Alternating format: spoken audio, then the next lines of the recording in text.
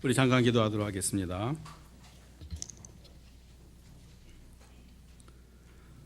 고운 것도 거짓되고 아름다운 것도 헛되나 오직 여호와를 경외하는 여자는 칭찬을 받을 것이라. 아멘. 하나님의 말씀은 진리의 말씀입니다. 진리의 말씀으로 저희를 깨끗게 하여 주옵소서. 예수 그리스도의 이름으로 기도합니다. 아멘. 먼저 오늘 우리 여선교회 헌신 예배로 드리게 됨을 하나님께 먼저 감사드립니다. 우리가 헌신 예배를 드리는데 그 헌신은 한자로 보게 되면 바칠 헌, 몸신, 나 자신을 바친다는 뜻이 이제 헌신이죠. 그 어떤 대학교의 총장님에 대한 이야기입니다. 그 이러한데 사랑하는 아내가 알츠하이머 병에 걸리게 되었습니다. 그래서 이 병은 세계적인 복서인 그 무하마드 알리가 걸려서 많이 알려진 그런 병이지요. 근데 시간이 지날수록 병이 점점 더 깊어졌습니다. 그래서 몇 년 후에는 식구들마저도 또 자기 남편마저도 알아보지 못할 지경이 되었습니다. 그래서 그때까지 이제 총장님은 이제 간병인을 두고 아내를 보살피고 자신은 총장으로서의 직분을 잘 감당하고 있었습니다. 그러던 어느 날에 총장은 이제 재단 이사들을 다 불러서 이렇게 자신이 이제 사임하게 되는 것을 통보하게 됩니다. 그래서 그 재단 이사들은 그 이유를 묻지요. 왜 사임하게 되십니까? 그래서 그 총장님께서는 내가 이제는 아내를 돌보는데 전념하기 싶어서 그렇다.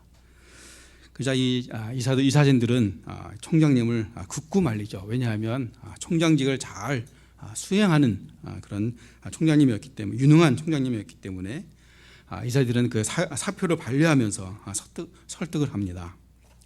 그 중에 한 이사가 이렇게 이야기하죠.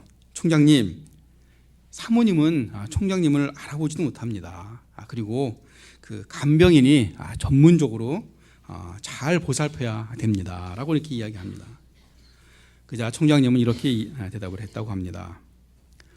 저는 아내와 평생을 함께 하겠다라고 다짐을 했습니다. 지금 제 아내는 나를 몰라봐도 나는 아내를 똑똑히 알아봅니다. 우리가 이 헌신이라는 것은 상대가 누구든지 간에 상관없이 자신이 가진 것, 또 자기가 자신의 것을 다 주는 것, 그것을 의미하는 것입니다. 그래서 우리 헌신이라는 것, 그런 것은 쉽지 않지요. 오늘 우리 본문의 말씀은 잠언서 31장의 내용입니다. 잠언서는 31장으로 구성되어 있는 거 여러분 잘 아시겠지만 하루에 한 장씩 읽으면 한 달 안에 우리가 잠언서를 다 읽을 수 있는 그런 좋은 책입니다. 잠언서는 그 솔로몬이 자기 아들에게 훈계를 해주기 위해서 한 책입니다. 그런데 그 마지막 부분은 현숙한 여인에 대한 글로 마무리합니다. 원래 오늘 설교 본문은 31장 10절부터 31절까지 본문인데 본문이 너무 길기 때문에 다 읽지 못하고 20절부터 읽었습니다. 본문이 10절부터 31절까지니까 전체 구절 수가 22절이 되겠죠. 왜 22절이냐? 그것은 히브리어 알파벳이 22개이기 때문에 그렇습니다. 즉 다시 말해서 알파벳을 하나씩 쓰면서 쓴 구절이 바로 오늘 본문의 내용입니다. 우리가 삼행시, 사행시 이렇게 쓰잖아요. 마찬가지로 이 오늘 본문 내용은 히브리어 알파벳 알레프부터 시작해서 마지막 알파벳인 타고까지 그렇게 해서 쓴 구절이 오늘 본문의 내용입니다. 오늘 본문의 첫 구절인 10절은 뭐라고 되어 있냐 하면 누가 현숙한 여인을 찾아 얻겠느냐 그의 값은 진주보다 더하니라 라고 시작되어 있습니다. 다시 말해서 오늘 본문의 내용은 현숙한 여인에 대한 그런 내용인 것을 우리가 알 수가 있는데 현숙하다. 현은 어질현이고 숙은 맑을 숙입니다. 다시 말해서 마음이 어질고 깨끗한 사람을 이야기하는 것이죠. 오늘 10절 말씀은 이 현숙한 여인과 그다음에 진주와 비교하는 것입니다. 뭐 진짜로 여인과 진주를 비교하는 것이 아니겠지요. 비유를 들어서 바로 이 현숙한 여인의 그 값어치가 진주와 같은 어떤 보석들과 비교해 봤을 때 비교할 수 없다라는 것을 의미하는 것입니다. 사실 현숙한 여인이 정말 귀하다라는 것을 의미하고 있는데, 혹시 여러분 성경 중에서 현숙한 여인을 대표하는 인물이 누구일까요? 혹시 아시는 분이 있으십니까? 현숙한 여인. 생각이 안 나시나요? 바로 룻입니다. 룻. 그 소돔과 고모라의 그 롯이 아니고 이방 여인 룻입니다. 룻. 이 이방인 여인이면서 또 예수님의 족보에 들어간 또 다윗의 증조모가 된 룻입니다. 우리가 갖고 있는 성경은 이 잠언서 다음에 전도서가 나오죠. 그렇지만 그 유대인들이 쓰고 있는 그 히브리어 성경에는 잠언서 다음에 룻기가 나옵니다. 그래서 이 잠언서의 그 지혜에 대해 쭉 이야기하다가 맨 나중에 31장에 현숙한 여인에 대한 이야기를 하면서 이어서 현숙한 여인의 대표인 룻기를 같이 이어서 붙여 나오는 것은 참 의미가 있다라고 생각이 듭니다. 근데 우리가 이 현숙한 여인 할 때 이 원어를 보게 되면 그때 사용된 그 단어가 하일이라는 단어를 쓰고 있습니다. 근데 이 룻기에도 똑같이 이 현숙한 그런 단어를 두 군데에 사용하고 있습니다. 룻기 3장 11절에 보면, 그리고 이제 내 딸아 두려워하지 말라. 내가 내 말대로 내게 다 행하리라. 내가 현숙한 여자인 줄을 나의 성읍 백성이 다 아느니라. 여기서 이 내용은 보아스가 룻을 가리켜서 이야기할 때 현숙한 여인이다라고 이야기하고 있습니다. 이때 사용한 단어가 바로 아까 우리가 본 똑같은 단어 하일입니다. 근데 이 사용한 단어가 다음 또 다른 곳에서 나오는데 룻기 2장 1절에 나오고 있습니다. 룻기 2장 1절에 나오미의 남편 엘리멜렉의 친족으로 유력한 자가 있으니 그의 이름은 보아스다라.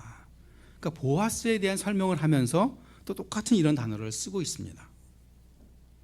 그러니까 같은 단어인데 같은 단어를 여자한테 쓸 때는 현숙한이라고 번역을 했고, 또 그것을 남자한테 할 때는 유력한 이렇게 번역을 했던 것입니다. 근데 이 하일이라는 단어의 원래 뜻은 무엇이냐? 능력이 있는, 힘이 있는 그런 뜻입니다. 따라서 우리가 그 동일하게 번역을 한다 그러면 능력이 있는 여인, 힘이 있는 여인이라고 이렇게 번역해야 될 것입니다.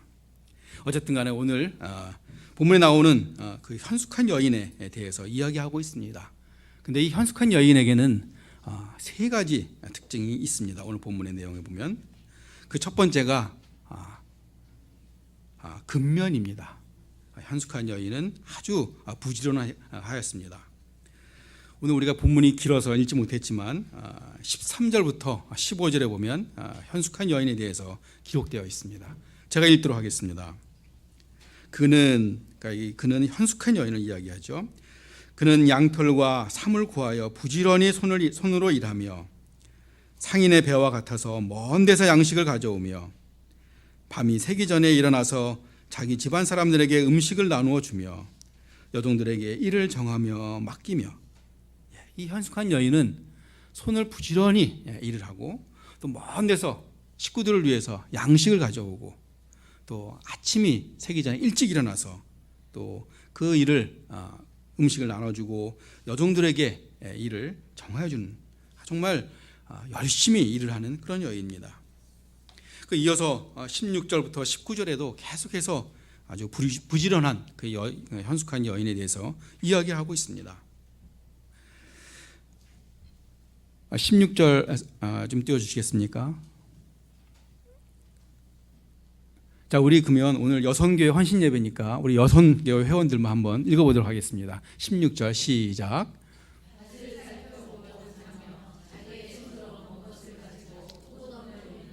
17절, 18절,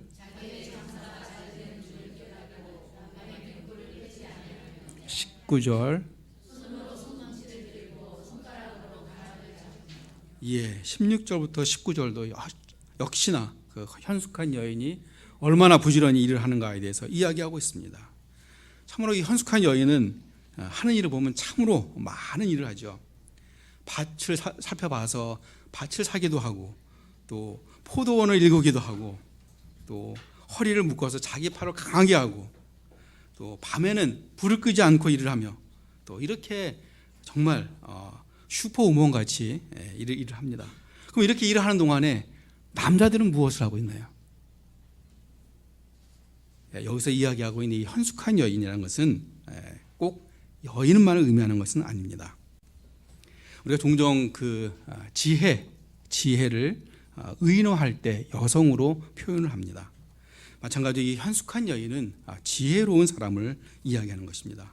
그래서 오늘 우리 설교 말씀이 여성계 헌신 예배를 위해서 준비한 말씀이지만, 그러나 여성계 회원들 말고도 우리 온 교인들이 같이 들을 수 있는 그런 내용인 것입니다.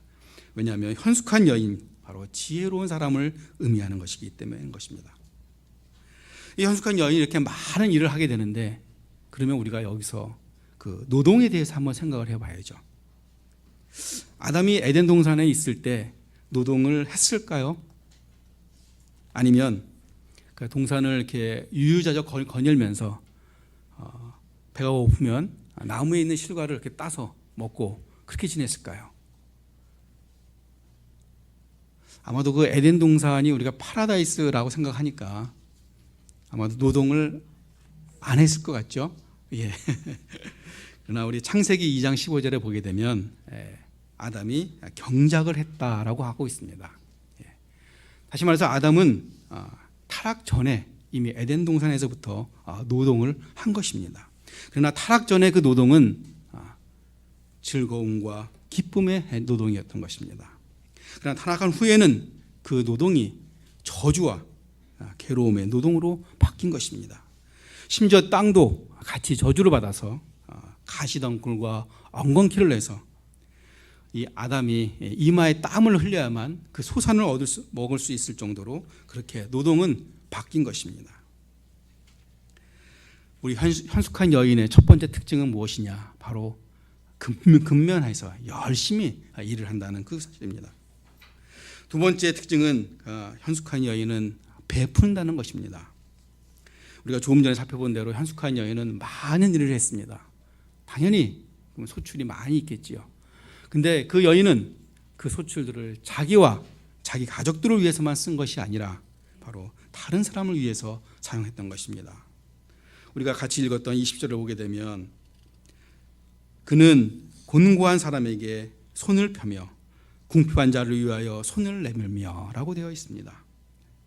그러니까 가족들을 위해서 열심히 일을 했지만 또 타인들을 위해서 궁핍한 사람, 또 도움이 필요한 사람을 위해서 베풀 줄 아는 사람이 바로 현숙한 사람인 것입니다. 우리 교회의 성도가 또 교회의 직분자인 권사님이나 또 집사님들이 이웃에게 대해서 인색한 사람, 또 까다로운 사람이 되면 우리는 전도할 기회를 잃게 되는 것입니다. 우리 여성교의 목적이 무엇일까요?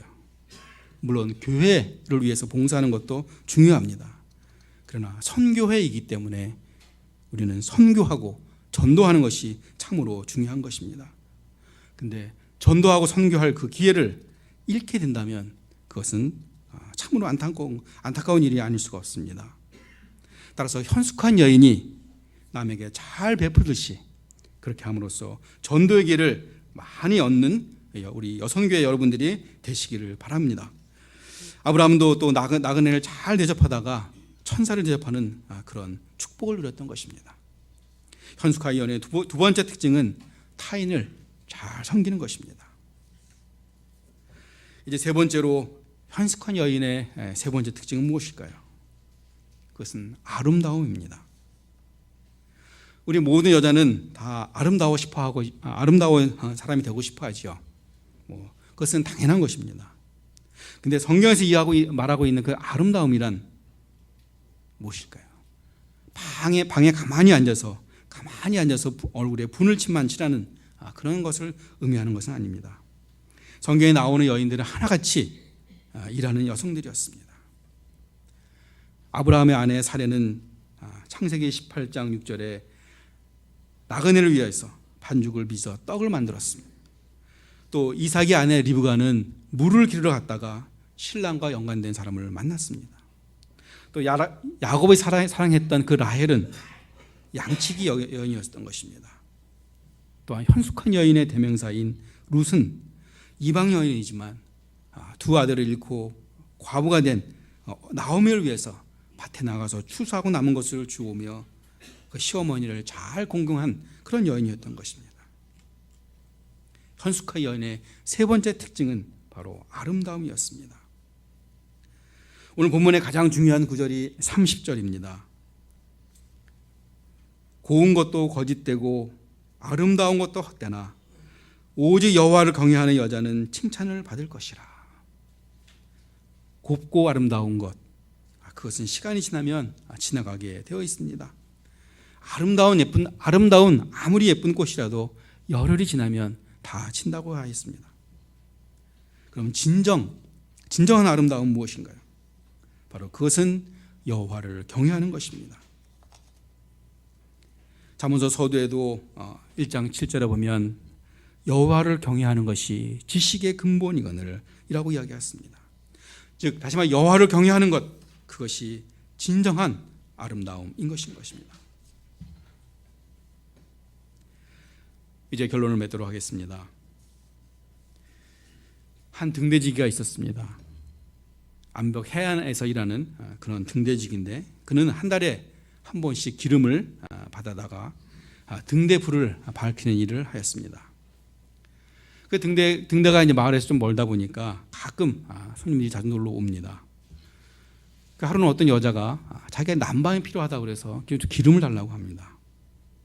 또 하루는 어떤 남자가 자기가 등잔불을 켜겠다고 기름을 청했습니다. 다 모두 그럴듯한 요구이기 때문에 탈라는 대로 기름을 다 주었습니다. 그런데 그러고 보니까 정작 등대불을 켜야 될 그 순간에 등대불을 켜지 못했습니다. 그 바람에 여러 채 그 배가 암초에 부딪히는 그런 사고가 생기게 되었습니다. 자, 그러자 상부에서는 그 등대지기를 다음과 같이 질책했습니다. 당신에게 기름을 공급한 이유는 단 한 가지, 등대를 밝히는 일이다. 그렇습니다. 주님께서 우리에게 구원하시고 성령을 부어주신 것은, 또 각 사람마다 달란트를 주신 것은 그 재능을 나와 자신을 위해서만 쓰는 것이 아니라 교회를 위해서 봉사하고 또 하나님을 위해서 선교 전도하라는 것인 것입니다. 비록 등대는 외롭게 캄캄한 바다 위에 홀로 서 있다 할지라도 빛을 비추어서 수많은 배에 탄 사람들을 인도하고 그들을 평안히 그들의 길로 가게끔 만드는 것입니다. 현숙한 여인, 또 지혜의 사람은 바로 교회와 하나님의 사업에 꼭 필요한 사람들입니다. 근데 그 사람들은 다 하나님을 경외하는 사람들입니다. 하나님을 경외하는 사람들은 어떤 사람들인가요? 바로 코람데오라는 그 의식을 갖고 있는 사람들입니다. 즉 다시 말해서 항상 내가 언제 어디서나 하나님 앞에 서 있다라는 그 의식을 갖고 살아가는 사람들입니다. 오늘 우리가 헌신을 다짐하는 여성교회 회원들과 또 예배에 참석하는 우리 모든 성도님들께서 현숙한 여인과 같이 근면하시고 또 남에게 잘 베풀고 성경적인 아름다움을 소유함으로써 말세지 말에 하나님께 귀한 쓰임을 받는 그런 축복이 있으시기를 예수 그리스도의 이름으로 축원합니다. 우리 잠깐 기도하도록 하겠습니다. 살아계신 하나님, 저희들의 부족한 헌신을 기쁘게 받으시고 또 받으시기를 원하시는 하나님이신 줄 저희들 압니다. 현숙한 여인과 같이 우리가 근면하고 또 타인에게 잘 베풀면서 성경적인 아름다움을 소유하기를 원합니다. 그러한 여인의 성품으로 주님의 몸된 교회를 우리가 예수 그리스도의 사랑 안에서 헌신할 수 있도록 주님 인도하여 주시옵소서. 믿고 감사드리며 예수 그리스도의 이름으로 기도합니다. 아멘. 지금 이 시간은 여성교회 임원들과 모든 회원님들이 특송을 하는 시간입니다. 찬송가 279장 인하하신 구세주여를 다 같이 여성교회 회원들 모두 다 같이 부르실 텐데 지성교회 모든 임원님들께서 다 앞으로 나와주시고 다른 여성교회 회원들 모두는 그 자리에 이르셔서 1장, 2장 그리고 간주 4장 그렇게 부르시겠습니다. 임원님들은 모두 앞으로 나와주시면 감사하겠습니다.